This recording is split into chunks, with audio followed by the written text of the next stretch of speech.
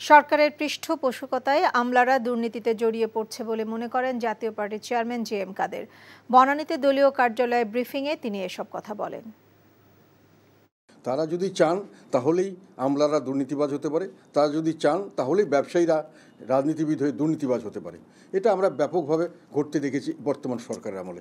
বিভিন্নভাবে ধামাচাপা দিয়ে রাখা হয়েছে, সেটাও রাজনৈতিকবিদদের দ্বারাই হয়েছে। ধামাচাপা দেওয়ার কাজটাও রাজনীতিবিদরাই করেছেন এবং বিভিন্নভাবে সহায়তা করার কাজটা তারাই করেছেন এবং তারা এর থেকে যে একেবারে মুনাফা নেননি বা ভাগ নেননি এটাও কেউ বলতে পারবেন না।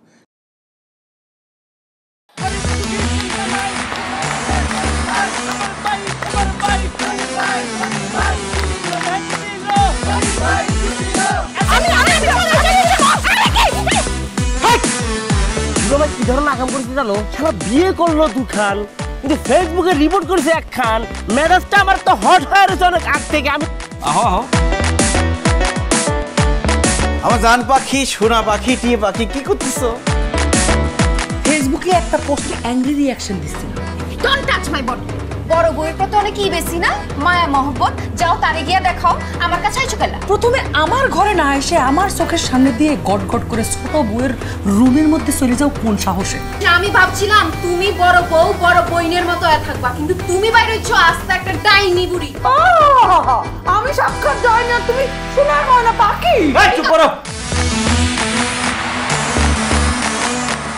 ওরে খোদা, কান্না কাসুল। গুলশান বনানীর মায়েরা যেমন চুল কালার করে না, আমার তো মনে হইতেছে গনি মিয়া কোনো গুলশান বনানীর মডার্ন মায়ের প্রেমে পড়ছে। আমি জীবনে বিয়ে যদি করি একখান করবো দুইখান করবো না। তোর তিনটা আমার করব। আরে কি করতেছ? আরে বাইরে করতে বাইরে যা কইছি শুনো, গড়তে বাইরেও তুমি কি করতেছ তুমি? কোথায় যাচ্ছ স্বামী আমার? হ্যাঁ, তুমি ছাড়া মোর কোনো গতি নাই, তোমার ঘরে একটুখানি দাও ঠাই। দেখাই দিচ্ছে ছোট বউ তার আসল রূপ, নাগিনী সাপিনী। শুনছি ভালোবাসা টিকে থাকে বিশ্বাসের উপর। আমার উপর তোমাদের সেই বিশ্বাস ছিল, আজকে দেখতেছি আমার উপর আর কোনো বিশ্বাস নাই। যেহেতু বিশ্বাস নাই, তোমাদের সাথে থাকার কোনো ইচ্ছা আমার নাই।